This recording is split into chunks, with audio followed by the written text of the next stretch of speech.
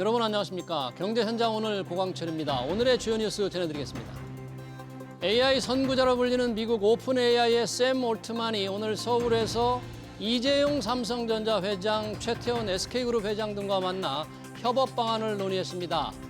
샘 올트만은 SK와는 고대역폭 메모리, HBM 설계 등에 관해 논의했고, 삼성전자와는 AI 전용 단말기 개발 구상을 협의한 것으로 알려졌습니다. 올트만 CEO는 정신학 카카오 대표와도 만나 구체적인 협업 방향을 밝힐 예정입니다.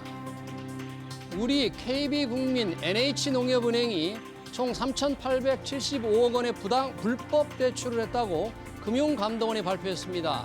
금융감독원이 실시한 작년 정기검사에서 특히 우리은행은 2,300원 규모의 부당대출 등 총체적인 경영 부실이 드러났습니다. 이에 따라 우리금융이 추진 중인 동양생명과 ABL생명 인수가 무산될 가능성이 나오고 있습니다. 지난해 서울 강남구와 서초구의 아파트 가격이 평당 9천만 원을 넘어섰습니다. 부동산 정보 플랫폼 다방이 국토부 실거래가를 바탕으로 2014년부터 2024년까지 서울시 아파트 거래량 10년치를 분석한 결과 25개 자치구 중 평당 가격이 가장 높은 곳은 서초구로 평균 9,285만 원을 기록했습니다. 10년 전과 비교했을 때 서초구는 3,003만 원에서 209% 올랐고, 성동구, 용산구, 마포구, 강남구, 서대문구 순으로 많이 올랐습니다. 네, 미국의 관세 전쟁의 속도를 한 템포 늦추었습니다. 캐나다와 멕시코에 물리려 했던 25% 관세를 실행 직전 한 달간 유예했는데요. 트럼프 대통령의 충격과 공포의 전술이 통하고 있는 건지, 글로벌 시장은 또 어떻게 반응할지 이어지는 집중 진단에서 살펴보겠습니다. 경제현장 오늘은 SBS BG앱과 유튜브에서도 실시간 시청 가능합니다. SBS BG앱을 다운받아 시청하면 더 많은 정보와 뉴스를 볼 수 있습니다.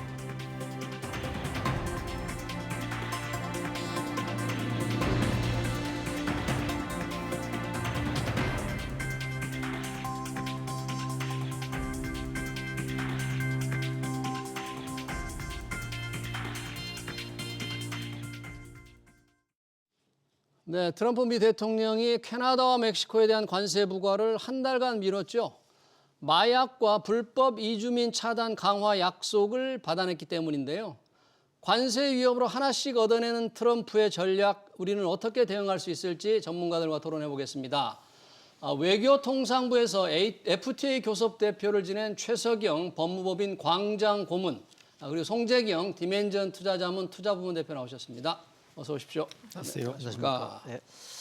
자, 어제 관세 부과를 예고했다 바로 지금 유예했습니다. 캐나다와 멕시코 25% 관세를 한 달간 유예했는데, 자, 트럼프 대통령 뭔가 이 관세를 무기로 한 전략, 대사님 통한 겁니까? 이게 어떻게 해석을 해야 될까요? 네, 그렇습니다. 이것은 트럼프 대통령의 전형적인 네. 협상 전술 전략이라고 볼 수가 있고요. 예. 일단 어떤 강압을 통해서 상대 국가한테 압박을 한 다음에 만약에 그것을 수용하지 않을 경우에는 고관세를 때리겠다. 해갖고 이제 미국이 요구한 어떤 강압 정책, 그러니까 불법 이민 단속이라든가 펜타닐, 그 마약 단속이라든가 이런 부분에 대해 갖고 충실히 우리가 그 미국의 요구를 들어주겠다 하는 약속을 받아내면서 트럼프 대통령은 미국 국내 정치적으로 내가 소기의 목적을 달성했다 이렇게 이제 선언을 하면서 자기가 승리하는 어떤 그런 이제 모습을 보여주고 있는데 사실은 멕시코, 카나다 이 관세 부과를 발표하기 전에도 이미 지난주에 콜롬비아에 대해 갖고도 콜롬비아, 그렇죠. 콜롬비아가 미국이 이제 불법 이민자를 콜롬비아로 송환을 하는데 콜롬비아 대통령이 이제 거부를 했습니다. 안 받겠다. 그러니까 당장 그날 뭐라고 했는가 하면 콜롬비아산 모든 수입품에 대해서 25% 관세를 부과하고 일주일 내에 개선이 안 되면 50% 관세를 부과하겠다 이렇게 이제 압박을 했습니다. 결국은 콜롬비아 대통령이 이제 항복을 하는 이제 그런 상황이 이제 발생이 됐습니다. 그러니까 이것도 트럼프의 관세 전략 위협이 비단 허풍만은 아니다. 실제 말 안 들으면 매긴다. 그게 통했다 이런 얘기잖아요. 그렇습니다. 뭐 미국이 세계 최고 강국이기 때문에 미국이 주장하는 어떤 협박, 위협이라고 하는 게 실효성이 없는 게 아니라는 거죠. 그렇기 네. 때문에 상대국 입장에서는 아직 미국이 칼을 뽑진 않았지만 예. 칼집에 예리한 칼날이 있다는 걸 알고 있기 때문에 굴복을 할 수밖에 없는 이제 네. 그런 상황이라고 보겠습니다. 네, 역시 이제 멕시코와 캐나다가 불법 이주민 단속을 위해서 인력을 많이 파견하고 뭔가 펜타닐 유출도 좀 막겠다고 하니까 이제 부과를 유예를 했는데 이런 소식이 뉴욕 증시에 전해지면서 당시 뉴욕 주가가 조금 많이 떨어지는 상황이었는데 어떻게 반응을 했습니까? 이 관세 부과 유예 소식에. 이게 이제 사실은 주말 동안 그러니까 지난 주말 때 이미 얘기가 나왔었던 거죠. 토요일 날 얘기 던져놓고 이제 트럼프는 자기 집에 가갖고 마음 편히 있었는지 모르겠지만 세상은 난리가 났었습니다. 그래서 주말 동안 거래되는 이제 가장 유일한 금융자산이라고 보면은 비트코인이겠죠. 비트코인, 네. 그러니까 가상화폐가 그때부터 급락하기 시작해서 월요일 기준으로는 거의 한 11% 이상 급락을 보였다가 네. 그 말씀 주신 대로 갑작스럽게 트럼프가 잠정 한 달간 유예 예. 발표를 하면서 빠르게 회복을 해갔고요. 지금 예. 대략적으로는 마이너스 3% 정도 하락했고 주식시장은 대부분 다 회복을 했습니다. 주식시장은 그다음에 네. 달러 지수도 거의 1% 이상 상승을 했다가 지금 제자리로 돌아왔고요. 결론적으로는 어쨌든 지금 한다고 그랬다 안 했기 때문에 전반적으로는 일단은 위험 자산들이 제자리를 찾긴 했지만 네. 투자 심리에 척도라고 볼 수 있는 비트코인이나 이런 쪽의 변화를 봤을 때는 이제 사실 아직은 좀 걱정이 좀 남아 있는 것만은 분명하다 이렇게 봐야 될 것 같습니다. 조금 안도했지만 이 씨앗 불꽃이 이 폭탄이 재개된 게 아니다. 여전히 불안하다 그런 얘기네요. 유예라고 표현을 예. 했지 않습니까? 그렇죠. 한 달 후 또 그 사이에 어떤 일이 벌어질지 알 수가 없기 때문에 불과 저희가 며칠 전까지도 이렇게 빨리 할지 아무도 몰랐지 않습니까? 그러니까요. 그렇기 때문에 마음을 놓기에는 시장도 불안불안하다 이렇게 말씀드립니다.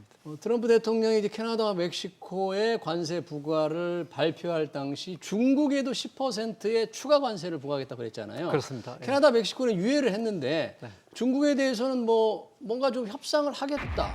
뭔가 속에 성과가 있을 것처럼 약간 내비쳤는데 지금 어떻게 진행되고 있나요, 중국과는?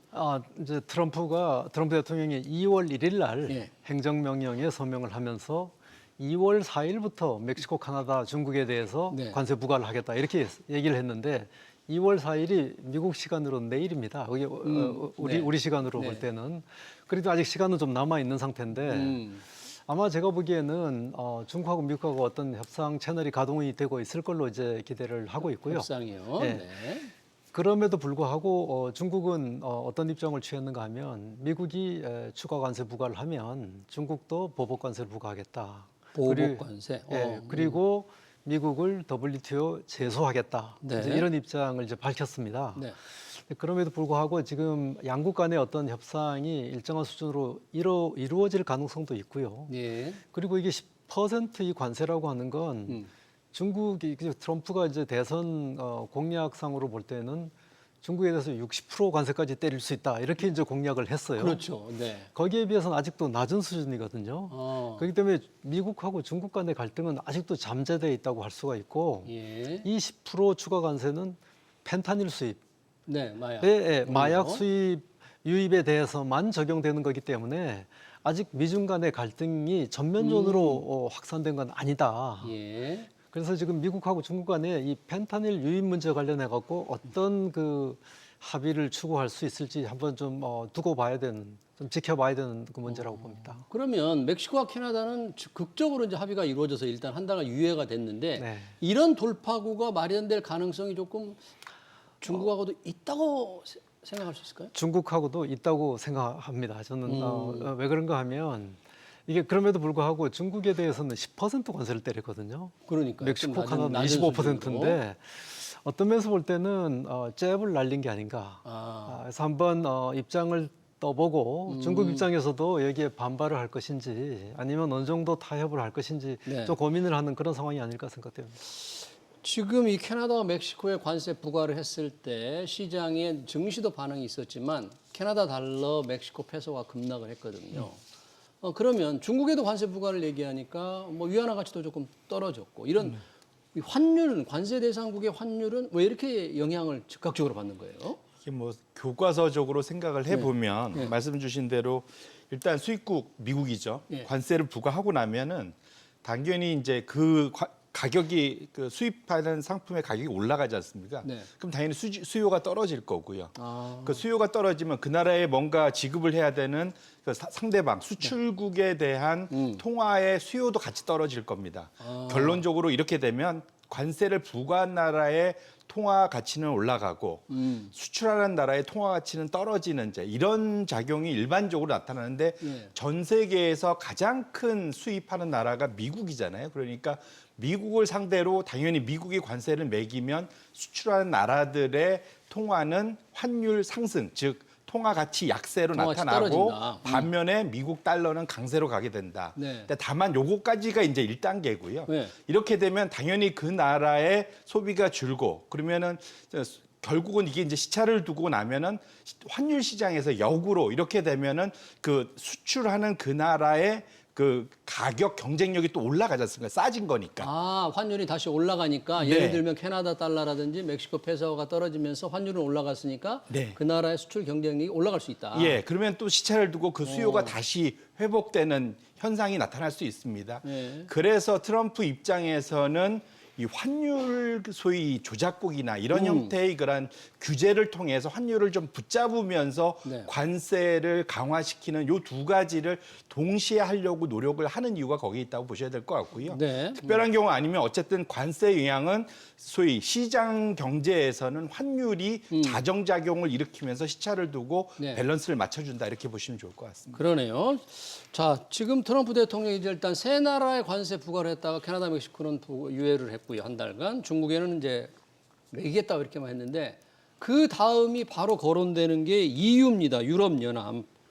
기자들이 물어보니까 EU에 대해서 확실하게 매길 것처럼 예고를 했는데 맞습니다. EU에 대해서는 뭐 마약 문제도 없을 텐데 왜 EU에 대해서는 이렇게 트럼프 대통령이 관세 부과를 좀 고집하고 있는 거죠? 예, 지금 이제 트럼프 대통령 입장에서는 EU하고 여러 가지 정책 면에서 갈등하는 요인들이 많습니다. 첫째, 이제 EU도 미국에 대규모 무역 흑자를 내는 무역 흑자. 네. 네. 그리고 이제 에너지 환경 문제에 있어 갖고도 또 EU는 굉장히 강한 환경 보호를 하고 기후 변화 방지를 위한 조치를 취하고 이랬는데 지금 그 트럼프 대통령 같은 경우에는 에너지 선택의 자유화, 그러니까 화석 연료 사용 확대 네. 이런 쪽으로 가기 때문에 그동안 청정 에너지 사용을 강화했던 그 유럽 쪽하고는 정책 방향이 완전히 다른 거죠. 그리고 또 나토 관련해서 네. 방위비 분담에 대해 갖고 트럼프 대통령 입장은 EU 국가들이 제대로 분담금 납부를 제대로 못 하고 있다. 네. 그래서 방위비를 인상해야 되겠다. 그런 점도 있고 그다음에 우크라이나 전쟁을 종식시키는 방법에 대해 갖고도 미국하고 EU 쪽이 입장이 상당히 다릅니다. 어떻게 달라요? EU 입장에서는 우크라이나 전쟁이라고 하는 우크라이나라고 하는 게 사실은 EU의 방어에 가장 그 최전선에 있는 부분이기 때문에 전쟁 종식하는 조건이라든가 내용에 대해서 EU랑 충분히 상의를 해야 되거든요. 근데 미국이 일방적으로 이제 종식하겠다 이렇게 선언하는 것이 EU의 자존심을 굉장히 많이 건든다. EU와 완전히 입장에서 다르네요. 네, 미국과는. 그렇습니다. 네. 그래서 지금 이제 이런 갈등 요인에 미국의 입장을 유리하게 반영하기 위해서 트럼프가 관세라고 하는 이 폭탄을 들고 나온 겁니다. 만약에 예정대로 트럼프 대통령이 EU에도 관세를 부과한다면 EU로서는 어떻게 맞대응할 수 있는 수단은 뭘로 삼을까요? 이게 미국하고 EU 간에는 굉장히 많은 양의 무역 관계가 있고 예. 투자 관계도 있고 이러기 때문에 EU는 맞대응을 할 겁니다. 그리고 EU가 트럼프 대통령이 압박을 한다 그래갖고 EU의 에너지 정책, 환경 정책을 근본적으로 바꿀 수는 없는 겁니다. 그렇기 때문에 보복은 하면서도 내막적으로는 미국하고 상당한 수준의 어떤 타협을 이루려고 노력을 하지 않겠나 네. 이렇게 이제 예측을 하고 있습니다. 네, 그러네요. 이제 EU에 대해서는 관세 부과를 하겠다. 이 정도만 아직 돼 있는 건데 날짜라든지 대상이라는 게 나와 있지 않습니다만 트럼프의 성격상 또 한다면 또 할 테니까 좀 지켜봐야 될 것 같고요. 아까 우리가 이제 그 관세 부과에 따른 그 나라 통화 가치를 잠깐 언급을 했는데 우리나라의 경우에도 사실 관세 부과가 예고됐던 캐나다, 멕시코, 중국 예고됐던 어제 우리 원달러 환율이 급등했잖아요. 맞습니다. 원화 가치가 떨어졌는데 물론 이제 뭐 캐나다, 멕시코 관세부가 유예되면서 다시 조금 제자리로 돌아오지만 우리도 이렇게 직접적인 원달러 환율이 영향을 받는 거예요. 우리까지. 우리는 이제 뭐 이렇게 표현 그랬지만 선제적인 반응, 네. 또 시장이 선반영이라 보통 표현하지 않습니까? 예. 그게 나타난다고 보셔야 될 것 같고요. 예. 말씀 주신 대로 이미 한 일주일 정도의 그런 환율 흐름을 봤었다면 어제 하루가 아니라 예. 한 일주일을 놓고 보면은 말씀 주신 캐나다, 멕시코, 우리나라, 그러니까 유로 이 다 한 2% 이상 중반대까지 사실은 환율이 올랐었습니다. 사실은. 아 그래요? 예, 한 일주일만 놓고 보면 네. 그러니까 사실은 달러 강세, 미국 달러 강세, 나머지 국가 주요 수출국들이죠. 예. 다 약세를 보이고 있었다 이렇게 보셔야 될 것 같고요. 다만 그것이 지난 그러니까 그 주말을 겪으면서 예. 조금 더 폭등했던 모습이 나타난 것이 대표적인 게 뭐 멕시코죠. 멕시코는 가장 큰 영향을 받았기 네, 때문에 네. 하루 만에 한 2.5% 올랐거든요. 그렇게 올랐다가 유예되면서 좀 제자리를 찾아오긴 하는데 네. 언제든지 결국은 이 한 달간 유예된 거 안에서 다시 그 관세 카드가 꺼내지게 된다면 환율의 변동성은 그러니까 적어도 이 수출하는 나라들 입장에서는 관세를 맞는 나라들 입장에서는 환율이 약세 결국은 결국 올라가는 달러 대비 가치가 약해지는 방향으로 갈 수밖에 없다 이렇게 보시면 될 그러네요. 것 같습니다. 우리 같은 경우는 이제 원달러 환율이 워낙 수출에 영향을 많이 미치기 때문에 이런 관세 부과에 뭐 선반영, 직접적, 간접적 많은 영향을 받는데 트럼프 대통령이 일단 캐나다, 멕시코의 관세 부과를 유예하니까 시장이 조금 약간 안도하는 이제 표정을 지었잖아요. 그렇습니다. 뉴욕 증시도 조금 반등을 했고 우리 원달러 환율도 조금 내려갔는데 이런 시장의 안정 흐름을 이게 볼 때 이게 조금 일시적으로 좀 보일까요? 아니면 어떻게 봐야 됩니까? 트럼프의 이 관세 정책과 연계해서 보신다면? 그렇습니다. 지금 사실 굉장히 큰 불확실성은 아직도 잠재돼 있다고 봐야 되고요. 여기 이제 특히 트럼프가 이제 대선 공약에 보면 네. 보편 관세를 부과하겠다. 그러니까 보편 관세. 예, 그리고 이제 취임 첫날에 서명한 행정명령에 보면 예. 미국 우선주의 통상 정책이라고 하는 행정명령 서명을 했습니다. 미국 우선주의 통상 정책이요. 네. 그것은 무슨 내용인가 하면 원래 트럼프가 취임하는 당일날 전 세계적으로 보편 관세 부과하겠다고 이렇게 이제 공약을 했는데 네. 거기서 한 발을 뺐습니다. 음. 빼면서 4월까지 정부 각 부처로 하여금 각 그 미국이 이제 이 교역하는 상대국하고의 어떤 무역 관계라든가 투자 관계, 환율, 그다음에 뭐 반덤핑 상계 관세, 대중 교역 관계 이런 부분을 전반적으로 검토해서 4월 1일까지 보고하도록 돼 있습니다. 아 그래요. 그렇기 때문에 예. 4월 1일 날 미국 정부 각 부처에서 이러한 분야에 대한 포괄적 보고가 대통령한테 보고가 되면 그 보고에 근거해 갖고 엄청난 충격이 다시 올 수 있는 이런 잠재력이 있기 때문에 예. 지금은 트럼프가 개별 국가를 상대로 하고 예. 개별 이슈를 상대로 해갖고 한번 잽을 날리는 그러니까 미국의 입장을 자기가 이제 시행하겠다고 하는 의지를 이제 대외적으로 표명하는 것이고 보다 큰 쓰나미 같은 큰 포괄적인 미국의 대응은 4월 1일까지 지금 잠재돼 있다 이렇게 말씀드릴 수 있습니다. 그러네요. 그러니까 지금 뭐 캐나다, 멕시코 관세 부과 좀 유예했다고 해서 우리가 지금 안도할 상황이 전혀 아니네요. 전혀 아닙니다. 4월 1일이라는 또 데드라인에 과연 어떤 조치가 나올지 지켜봐야 되겠는데 이런 예상들을 해본다면 트럼프 대통령의 새로운 정책, 특히 관세 정책이라든지 뭐 불법 이민자 추방이라든지 이런 게 미 연준의 통화 정책에도 굉장히 민감하게 영향을 미칠 것이다. 이렇게 전문가들이 보고 있잖아요. 네. 미 연준도 그런 부분을 향후 통화 정책 결정에는 좀 반영을 할 텐데 어떤 변수로 작용할까요? 결론적으로는 시장이 바라는 건 연준이 금리를 계속 낮춰서 그래서 그러니까 정책 부양을 해주기를 바라는 게 이제 시장의 바람인데 시장의 기대는 그런데 그럼에도 불구하고 트럼프라는 새로운 변수가 나타나고 실제로 우려했던 대로 관세가 상당히 뭐랄까요 불확실성을 키우는 쪽으로 그리고 관세의 영향은 성장을 약화시키고 물가를 끌어올리는 걸로 대부분의 경제학자들이 예측을 하고 있거든요. 네. 그런 측면에서 놓고 보면 과거 2019년도 트럼프 일기 때는 연준이 금리를 인하하면서 트럼프 관세에 대응을 했었다면 예. 올해는 사실은 우리가 물가를 잡았다고 하는데도 지금 거의 2% 후반대가 나오고 있지 그 않습니까? 인플레가 다시 재발할 우려가 있다 이렇게 좀 보는 맞습니다. 거죠. 그러다 보면 연준 입장에서는 적어도 올리지는 못해도 저희 현재 상황을 유지할 수밖에 없는 그런 쪽으로 좀 내몰려 있는 거다 이렇게 보셔야 될 것 같고요. 시장에서는 인하를 기대하고 있는데 기대대로 이루어지지 않을 가능성이 있다 이런 얘기입니까? 그 가능성을 트럼프가 아예 이번에 도장을 찍어준 거죠.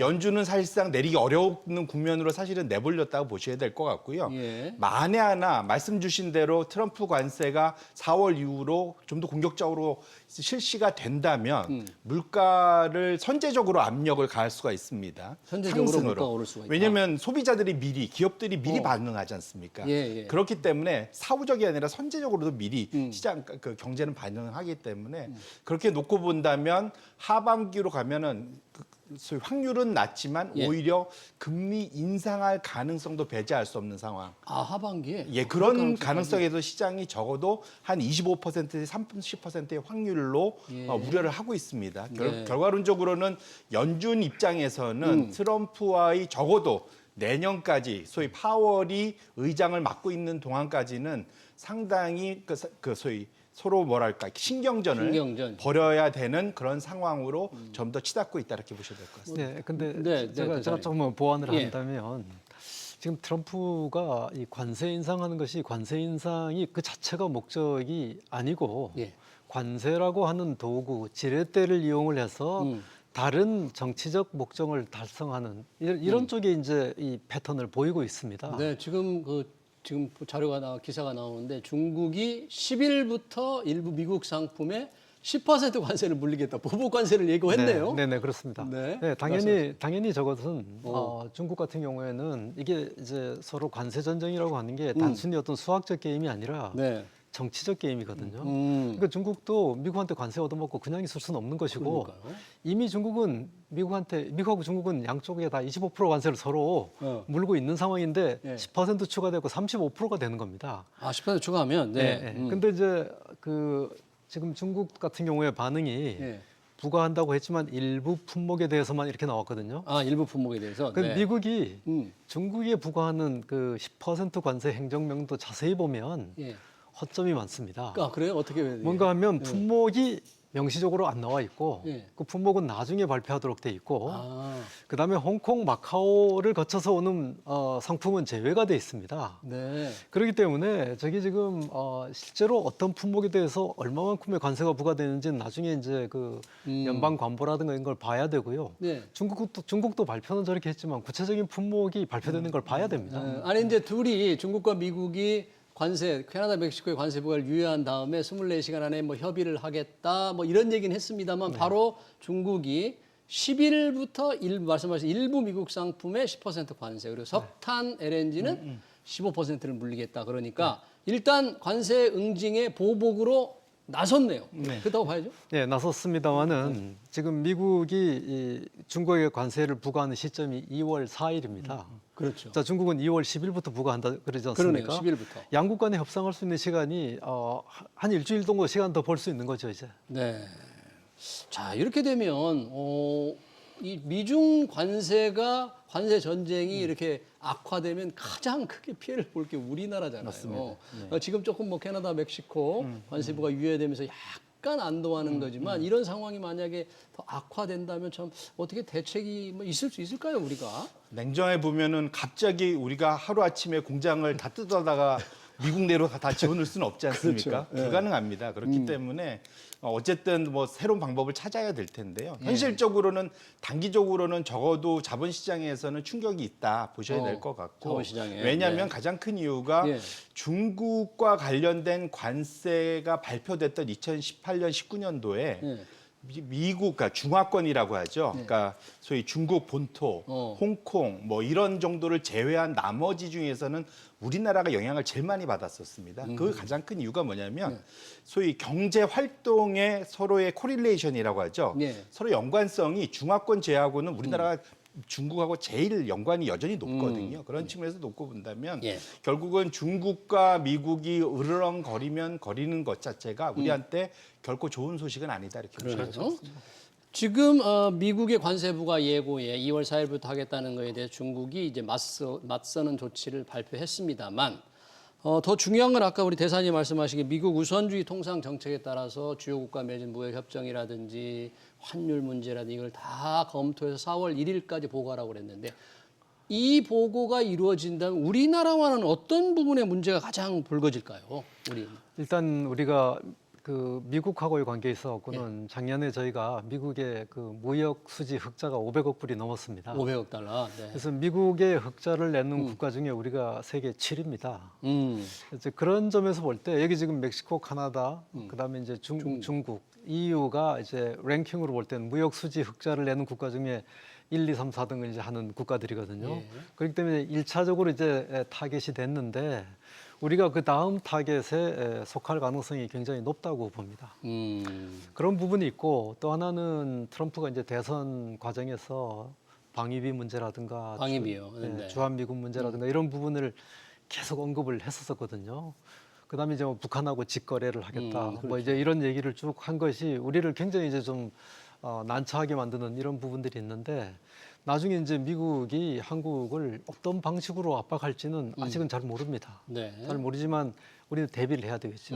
그럼 관세가 됐든 뭐 무슨 환율 조작국이 됐든 뭐 이런 식으로 압박은 할 게 분명해 보이잖아요. 예, 관세를 지렛대로 해서 다른 목적을 달성하려고 할지 말씀하신 뭐 방위비를 올려라 이런 걸. 아니면 그걸 그 방위비 문제를 가지고 또 다른 걸 요구를 할지 아직은 모르기 때문에 지금 국내 언론에는 굉장히 그 공포와 불안감이 이제 많이 작용하고 있는데 그렇다고 해갖고 우리가 어떤 문제점을 대외적으로 먼저 공개하고 까는 것은 좋지 않다고 봅니다. 아, 우리가 네. 저희는 정부나 기업들 입장에서는 미국이 어떤 요구를 할 것에 대해 갖고 검토는 철저하게 하면서 인내하고 우리 대안을 마련하는 이런 시간을 가져야 되고요. 네. 그리고 정부하고 그다음에 이제 국회 초당적인 이건 지금 외환에 속하는 거거든요. 아, 이게 이런 게 정말 외환이네요. 외환 앞에서 지금 국내 정치권 이제 분열이 돼 있는 굉장히 이제 불행한 상황인데 예. 초당적 협력이 절실한 이런 상황이라고 보겠습니다. 네, 그러네요. 초당적 협력 과연 우리가 기대할 수 있을지 또 행정부의 리더십은 무너진 상태 좀 답답합니다. 말씀하신 대로 계속 필요한데 자 그런 상황이라면 불확실성이 좀 계속될 우려가 있는데 이 투자자들 입장에서는 과연 어떤 자세로 이제 이런 시장을 좀 바라봐야 될지 뭐 투자 전략을 좀 세워야 한다면 어떻게 해야 될지 우리 송재영 대표님 어떻게 보세요? 말씀 주신 대로 정확히 월화, 그러니까 어제와 오늘이 일희일비했습니다. 그러네요. 예, 근데 문제는 앞으로 말씀 주신 대로 이게 끝날 때까지 끝난 게 아니라서 변동성이 지속적으로 확대된다고 봐야 되기 때문에 보수적으로 보셔야 될 것 같고요. 말씀 주신 대로 지금 트럼프 입장에서는 보편 관세를 통해서라도 신규 세수 확보가 필요합니다. 왜냐하면은 왜냐하면 연말 돼서 세금 깎아주겠다고 공약을 했기 때문에 세원이 필요해요. 그러다 보면 보편 관세는 사실상 거의 내정돼 있다라고 보는 게 더 맞을 것 같습니다. 그래서 결국은 미국의 제조업을 부흥시키고 아니면 신규 세원을 확보하고 아니면 외교적 협상 카드를 쓰는 세 가지 중에 하나로 쓸 텐데 지금은 3번으로 시작을 했지만 앞으로 넘어올 겁니다. 결론적으로는 그것을 연 내내 일어날 일이기 때문에 지금 너무 너무 예단하지 마시고 보수적으로 대응하시는 게 맞겠다 이렇게 말씀드립니다. 네, 참 어렵습니다. 이렇게 예단하기 어렵지만 불안감이 있는데 어떻게 해야 될지 모르겠는데 최소영 대사는 FTA 교섭 대표를 또 지내시고 제네바 대사도 하셨는데 1기 때도 트럼프 대통령이 왜 우리 한미 FTA 협정 개정을 요구했잖아요. 개정했습니다. 개정을 했잖아요. 이번에도 그런 요구가 있을지 않을까 걱정하는 분들이 있던데 혹시 어떻게 예상? 예, 그런 걱정을 배제할 수는 없지만 예를 들어 갖고 트럼프가 보편 관세를 매긴다, 혹은 멕시코나 카나다처럼 어떤 징벌적 관세를 매긴다 이렇게 되면 협정을 개정할 필요가 없이 관세를 매기는 순간 이미 협정은 무력화되는 겁니다. 아, 관세를 보편 관세 같은 걸 매긴다 그러면? 그렇죠. 한미 간에 지금 관세가 거의 없거든요. 거기에 10% 관세를 세운다고 하는 건 사실 한미 FTA 협정 그 타결한 것보다 훨씬 전 단계로 지금 다시 되돌아가는 거죠. 네. 트럼프 대통령은 이제 반도체를 예를 들었고, 뭐 철강도 예를 들었고, 알루미늄도 예를 들었는데 반도체 같은 경우에도 지금 관세가 거의 없잖아요. 관세 거의가 없는 게 아니라 제로입니다. 제로죠. 관세가 전혀 없습니다. 근데 그런 게 만약 관세를 부과한다면 우리한테는 직접적인 타격 아니에요? 네, 그건 이제 그런 일이 안 생겨야 되겠죠. 네, 그러니 과연 우리가 기대한 대로 안 생길지 아니면 더 상황이 안 좋아질지는 잘 모르겠는데 뭔가 조금 캐나다, 멕시코 하는 걸 보니까 협상을 통해서 자신이 하나씩 얻어내는 전략인데 우리도 잘 대응을 해야 된다 합니다만 대응할 준비 또는 체제가 좀 안 돼 있기 때문에 그게 좀 걱정입니다. 네, 그렇습니다. 그래서 저는 아까도 초당적 말씀을 드렸습니다만은 저는 국회도 정부가 권한대행 체제지만 네. 국회도 권한대행 체제가 적극적으로 대외 협상을 할 수 있도록 협조를 해줘야 된다고 봅니다. 아, 국회가 네, 그 말씀 국회가 좀 새겨 드려야 될 것 같네요.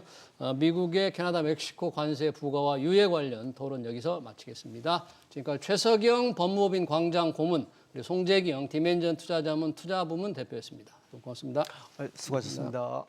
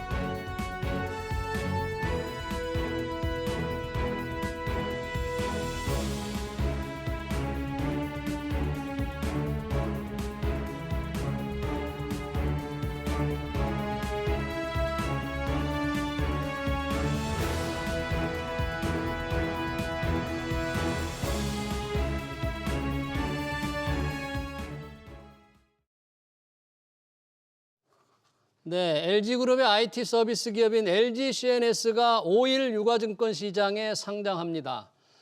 공모가는 6만 1,900원, 공모가 기준으로 시가총액은 6조 원에 달하죠. 기관 투자가의 수요 예측과 일반 청약에서 반응이 아주 뜨거웠는데 상장 당일 흥행 기대감도 높습니다만 일각에서 중복 상장이라는 지적도 나옵니다. 홍진원 LG CNS 전략 담당 상무 모시고 향후 포부와 계획 들어보겠습니다. 상무님 어서 오십시오.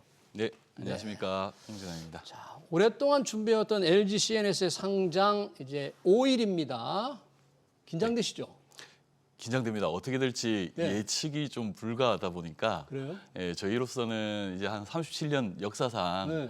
어쩌면 큰 이벤트 중에 하나인데 엄청난 큰일인데. 저희한테는 이제 주주들에게 저희를 좀 소개하는 또 좋은 자리다 보니까 네.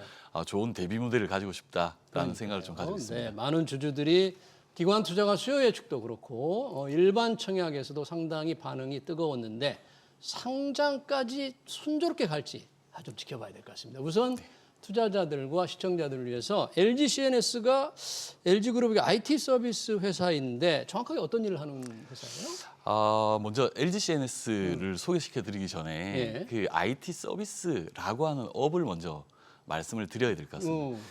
이 IT 서비스 업이라고 하는 거는 일단은 어떤 기업들이 성장을 하거나 네. 혁신을 할 때 도와주는 역할을 하는 기업들입니다. 네. 그래서 이제 기업들을 대상으로 또는 공공기관들을 대상으로 그들이 혁신을 하는데 IT나 디지털 기술로 지원을 하는 역할을 하고 있습니다. 네. 그러니까 예를 들면 이제 요새는 기업들이 이제 업무를 하실 때 IT 없이 이 업무를 하시는 분들은 없으시다 보니까 불가능하죠. 네. 예 그러다 보니까 이제 그런 부분에서 내부 시스템이나 또는 어떤 밸류체인 전체에 걸쳐서 혁신을 도와주는 역할을 한다 이렇게 좀 말씀을 드릴 수 있을 것 같고요. IT 예. 서비스를. 네. 그럼 CNS는 뭘 하고 있냐라는 거를 이제 한 세 가지로 좀 나눠서 말씀을 드리고 예. 싶은데 네.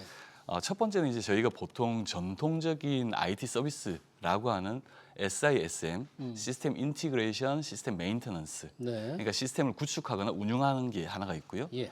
두 번째는 이제 최근에 디지털 기술들이 혁신이 되면서 클라우드나 AI를 활용한 사업들을 저희는 두 번째 카테고리로 보고 있습니다. 예. 마지막으로 세 번째는 CNS는 또 이 그 퓨어 IT 시스템과 더불어서 엔지니어링 역량을 내부적으로 가지고 있다 보니까 예. 스마트 엔지니어링이라고 하는 스마트 엔지니어링. 예, 스마트 팩토리나 아니면 저희 물류센터를 최적화하거나 네. 이렇게 하는 그 스마트 엔지니어링까지 크게 세 가지 영역을 사업을 진행하고 있습니다. 네, 그렇군요. SISM, 클라우드 AI, 활용, 스마트 엔지니어링 크게 세 개 분야에서 일을 하는데 최근 어떻습니까? 이런 IT 전환을 많이 돕는 이런 실적으로 매출이라든지 영업이익 이게 투자자들 이제 그게 굉장히 중요한데 어느 정도 지금 늘고 있습니까? 매출이나 영업이익이? 최근 5년과 3년으로 좀 나눠서 한번 말씀을 드려보겠습니다. 최근 5년으로 보면 저희가 이제 한 2018년도에 3조 정도 수준, 3조 1천억 원이었습니다. 정확하게는. 18년. 예, 2018년에 3조 1천억 원에서 2023년도에 결산이 끝난 2023년도로 말씀을 드려야 될 것 같은데 네.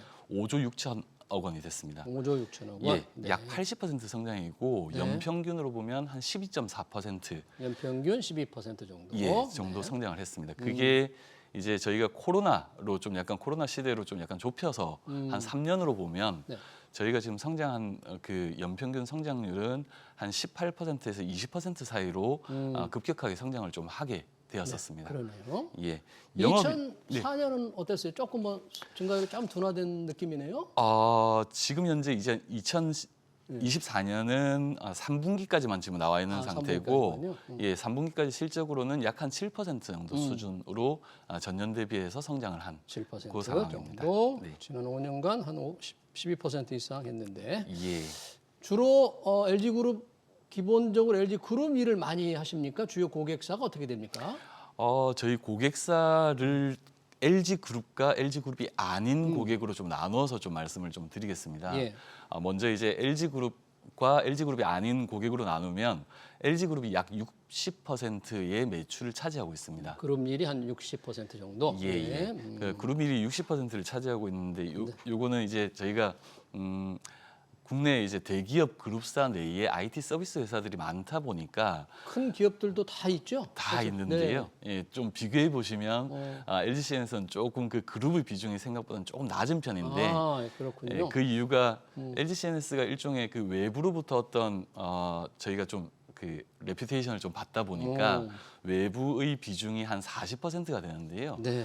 저희 외부 고객의 그 대표적인 데를 말씀을 드리면 금융 고객, 금융사들. 예, 금융사들 그리고 저희가 한 2000년대 초반 그쯤에는 이제 전자정부로 1위 사업자로 또 나왔었는데 예. 공공기관, 네. 예, 그 지금 공공기관과 근래에는 이제 물류나 유통 서비스 분야로도 확장을 해 네, 가 있는 이제 왜 이제 그룹의 매출 의존도를 제가 여쭤보냐면 아무래도 투자자들이 LGCNS가 더 있을까를 생각해 보려면 그룹 의존도가 너무 높으면 성장에 한계가 있지 않을까 이렇게 좀 의심할 수 있기 때문에 현대 삼성에 비하면 상대적으로 IT 회사의 그룹 내 매출 의존도 비중이 조금 낮다 이렇게 주장을 하시는 거네요. 그런 거죠?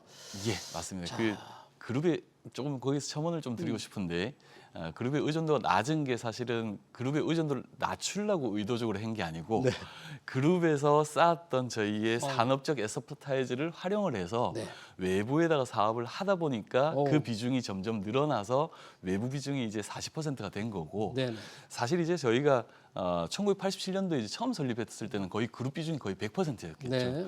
예, 그렇게 이제 점점 외부로부터 저희 역량이 인정받으면서 외부 사업이 늘었다. 이렇게 말씀드릴 수 있을 것 같습니다. 지금 이제 시가총액 공모가 기준으로 이제 6조 원이니까 우리가 뭐 IPO 시장의 대여라 그럽니다. 요즘 IPO 시장 참 안 좋아요, 사실. 네. 경기도 어렵지, 기업들의 IT 투자도 어렵지, IPO 한 기업들 공모가에 못 미치는 기업이 너무 많거든요. 상황도 안 좋은데 왜 상장을 이 시점에서 선택을 했을까요? 그 저희가 이제 그 IPO를 한다고 했을 때는 이제 여러 가지 뭐 목적들이 있겠지만 저희가 지금 생각하고 있는 거는 일종의 이 IPO를 통해서 CNS의 성장의 모멘텀이 될 거냐 안 될 거냐라고 하는 거를 먼저 판단을 해봐야 된다고 생각을 하고 있습니다. 예. 물론 시장의 상황은 어떤 플럭추에이션들이 있기 때문에 그 상황에 이제 맞춰서 상장을 할 수도 있겠으나 저희는 LGCNS 자체가 성장을 하는 거에 중요한 모멘텀이냐 아니냐를 지금을 판단을 했었던 거였고요. 네. 지금 LGCNS 입장에서는 상당히 중요한 모멘텀이 됩니다. 지금이 어떤 예. 면에서요? 저희가 두 가지를 좀 말씀을 드리고 싶은데 첫 번째는 다 잘 아시다시피 지금 이제 AI가 특히나 생성형 AI가 그러니까요. 기업들에 크게 적용을 받는 시기가 점점 되고 있고 누구나 부인하지 못하게 생성형 AI는 앞으로의 패러다임을 변화하는 어떤 기업의 가장 큰 모멘텀이 될 것이다라고 생각하는 게 하나가 그렇죠. 있고요. 예.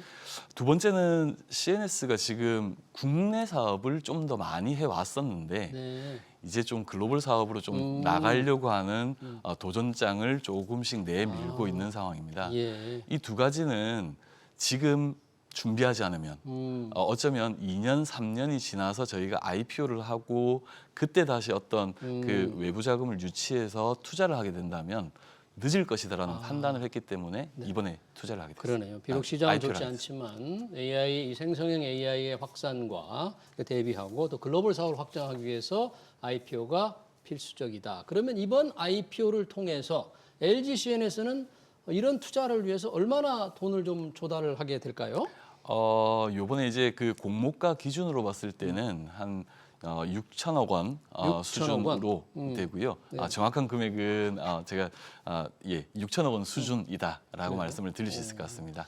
원래 공모하는 금액은 이제 이거보다 훨씬 좀 많은데 LG 맞습니다. CNS에 들어온 돈은 네, 6천억 원 수준이고요. 6천억 원. 예. 그래서 그게 저희가 요번에 공모하는 거는 구주 매출, 구주가 있는 게 50%. 구주. 맥커리가 가지고 있던 기존 주주가 가지고 있었던 그 자금이 50%고 네. 신규로 CNS에 들어오는 것이 50% 정도가 IPO를 되는 하면 상황입니다. 중요한 게 바로 AI 생성 글로벌 사업에 필요한 자금을 조달하는 건데 이제 구주 매출이 아까 50% 정도면 보통 이제 구주 매출이 50%면 조금 IPO에서 조금 많다 뭐 이런 평가를 좀 받지 않나요? 약간 그 부분은 애매할 수 있을 것 같습니다. 예. 그런 부분에 대해서는 그러니까 저희가 신주를 얼마나 하느냐, 구주를 얼마나 하느냐 이런 부분들에 대해서는 조금 여러 그 전략적 판단들이 좀 필요할 것 같은데 네. 물론 이제 그 앵커님 말씀하신 대로 신주가 많이 들어와서 회사의 성장에 많은 도움이 되면 새로운 돈이 많이 들어오면 더 많은 도움이 될 수도 있다라는 생각을 가지고 있고요. 네. 그 외에 그렇지만 기존에 CNS의 주주였었던 분들도 저희의 주주지 않습니까? 그렇죠. 그분들의 어떤 가치도 조금 생각을 같이 할 수 있는 상황이다. 기업 성장에 함께 기여를 했으니까 예, 맞습니다. 네, 그런 부분들도 좀 있겠다. 구주 매출에 대한 설명을 해주셨고요. 예. 이 IPO를 통해서 새로 들어온 돈이 한 6천억 원 정도 될 거라는데 구체적으로 어디에 쓰겠다? 아까 물론 이제 AI 생성형 AI 대비 글로벌 사업으로 말씀하셨지만 혹시 구체적인 사업에 쓸 그런 건 계획은 딱 정해져 있나요? 저희가 이제 그 6천억 원 중에서 저희가 그 거의 대부분은 M&A M&A? M&A를 통해서 CNS의 성장에 좀 활용을 할 예정입니다. 그러니까 정해놓은 모두 데도 다는 있어요? 아니고 M&A? 그 M&A를 저희가 세 가지 분야로 좀 나눠서 지금 M&A를 좀 추진을 하려고 하는데요. 예. 첫 번째는 CNS가 지금 방금 아까 말씀드린 것처럼 그 AI에 대한 어떤 새로운 사업에 대한 신규 역량 강화가 하나가 있을 수 있을 것 같고요. 예. 두 번째는 해외 진출을 하기 위한 어떤 그 저희의 투자가 필요할 수 있다고 생각을 하고 있습니다. 예. 세 번째는 뭐냐면 CNS가 일종의 수익성을 강화해야 우리 주주 가치를 좀 더 높일 수 있을 거다라고 그렇죠. 하는 방법이 있는데요. 물론 이런 각각에 대한 구체적인 전략들은 내부적으로 가지고 있고, 그리고 그러면 어디다가 투자를 할 것이냐라고 했었을 때 요 세 가지 분야인데 그러면 뭐 어떤 사업 분야에다가 투자를 할 것이냐라고 하면 저희가 AI 그리고 스마트 팩토리, 스마트 팩토리. 금융 이렇게 CNS가 과거에 잘하던 분야와 앞으로 잘 하고 싶은 분야 이렇게 나눠서 저희가 M&A를 통해서 좀 성장을 하고 싶습니다. 지금 M&A 세 가지 분야 신규 역량 강화, 해외 진출 투자, 수익성 올리는 세 분야로 좀 구체적으로 말씀해 주셨는데 곧 좋은 소식 혹시 들릴 수 있을까요? M&A 관련해서? 여전히 계속 준비 중이 아니고 계속 이건 온고잉을 하고 있으니까 앵커님께 말씀을 드릴 수 있는 부분은 사실은 이제 그 IPO 전에도 CNS가 국내에서 한 3개 정도의 M&A를 최근 한 3, 4년 동안 해왔었습니다. 예. 물론 큰 규모는 아니지만 그렇게 해왔었고 작년 같은 경우는 저희가 글로벌 사업 진출을 하기 위해서 인도네시아에 있는 그 5대 재벌 그룹 중에 하나인 시날마스 그룹과 네. 조인트 벤처도 설립을 했었습니다. 그 말씀은 무슨 말씀이냐면 네. 물론 M&A라고 하는 작업들이 1년이 걸릴 수도 있고 조금 더 걸리는 게 있는데 온고잉 하고 있는 것들이 있어서 네. 그런 부분들은 아마도 뭐 결과적으로 나오지 않을까라는 생각은 드립니다. 네, 이 일반 청약에서 하신 분들 지금 M&A가 온고잉 작업이다. 뭔가 조금 희소식을 좀 기다려봐야 할 것 같네요. 자, 투자자들은 상장 첫날 가격이 어떻게 될지가 제일 관심사예요. 확정된 공모가는 이제 61,900원인데 회사에서는 어느 정도로 기대하고 계세요?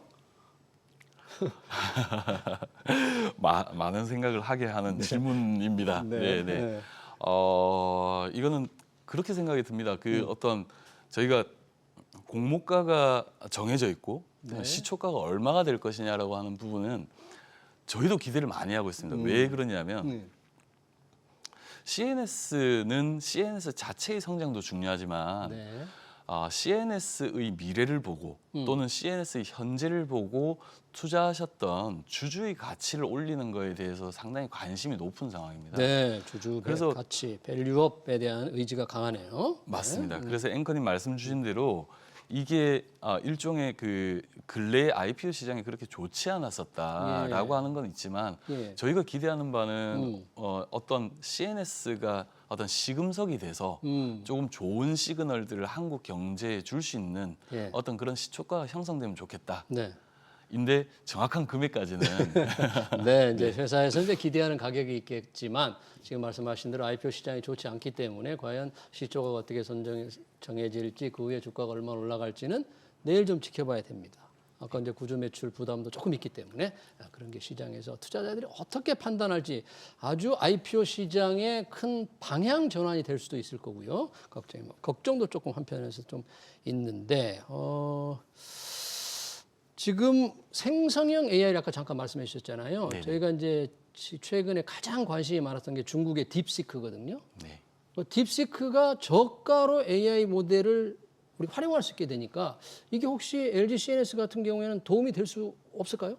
저는 도움이 된다고 생각합니다. 어떤 면에서 이게 도움이 됐을까요? 왜 그러냐면 LG CNS가 AI 사업을 어떻게 하는지를 먼저 설명을 드려야 네. 이런 딥시크라고 하는 어떤 저가 일종의 가성비 높은 가성비 높은 그런 어떤 파운데이션 모델들이 왜 CNS의 사업에 도움이 되는지를 좀 설명드릴 수 있을 것 같은데 LG CNS는 그런 어떤 딥시크 또는 챗GPT 같은 이거를 파운데이션 모델이라고 하고 있습니다. 파운데이션 모델? 예, 기본 AI의 모델이라고 기본이 되는 기본 어떤 모델이라고 모델들이 합니다. 있는데 CNS는 그 기본 모델을 만드는 회사는 아닙니다. 그 기본 모델을 만들기 위해서는 뭐 딥시크가 나오기 전까지는 어마어마한 작업이 필요합니다. 수조 원, 수십조 원, 수백조 원이 필요한 그런 자금이 필요했었고요. CNS는 그거를 만드는 회사가 아니고 그게 만들어져 있는 상황이면 보통 이런 어떤 기본 모델, 파운데이션 모델은 개인을 위한 어떤 서비스가 첫 번째의 서비스입니다. 근데 이걸 기업들이 활용을 하려고 했을 때는 뭐 잘 들어보셨겠지만 환각 증상 또는 우리 기업에서 쓰고 있는 어떤 데이터와의 정합성 문제 이런 문제가 있기 때문에 바로 쓰지를 못하는 겁니다. 그럼 누군가 전문가가 와서 이 기본 모델과 우리 회사의 데이터가 적합하게 결합된 그런 어떤 IT를 제공을 해줘야 되는데 그 역할을 CNS라고 하고 있습니다. 그래서 이런 가성비 높은 이런 딥시크 같은 모델이 조금 활용이 많이 되면 CNS에 도움이 될 수 있다 그런 얘기네요. 맞습니다. 그래서 이제 파운데이션 모델 그런 모델들이 많아지면 많아질수록 기업들의 입장에서는 선택지가 넓어지는 거고 CNS는 그럼으로써 좀 더 피저블한 어떤 사업 기회 또는 같이 사업을 할 수 있는 기회가 많아지겠다 그렇게 생각을 하고 있습니다. 아까 이제 주주들의 가치를 높이기 위한 여러 가지 말씀을 잠깐 해주셨지만 이제 밸류업 계획을 우리가 기업들이 자꾸 이제 발표도 하는데 짧게 좀 부탁하고 싶습니다. LG CNS의 주주 가치 높이는 밸류업 계획은 좀 어떤 게 있을까요? 일단 뭐 과거 4년간 저희가 주주 가치를 높이기 위한 방법을 지금 바로 이렇게 확정적으로 말씀드리기는 좀 약간 어렵습니다. 그렇지만 과거 CNS가 4년간 배당 성향을 보면 약 한 40%의 배당 성향을 유지하고 있었습니다. 40%요? 예, 그래서 주주 친화적으로 어떤 주주 환원을 하고자 하는 그런 노력은 이미 과거에도 있었고요. 앞으로는 저희가 지금 이번 상장을 계기로 해서 자사주, 중간 배당 등등에 대해서 내부 검토를 진행하고 있고요. 그게 확정되는 대로 저희 주주분들께 말씀을 드리고 그렇게 하도록 하겠습니다. 알겠습니다. 5일 유가증권 시장 상장을 앞둔 LG CNS의 전략 잘 들었습니다. 지금까지 홍진은 LG CNS 전략 담당 상무였습니다. 오늘 고맙습니다. 고맙습니다.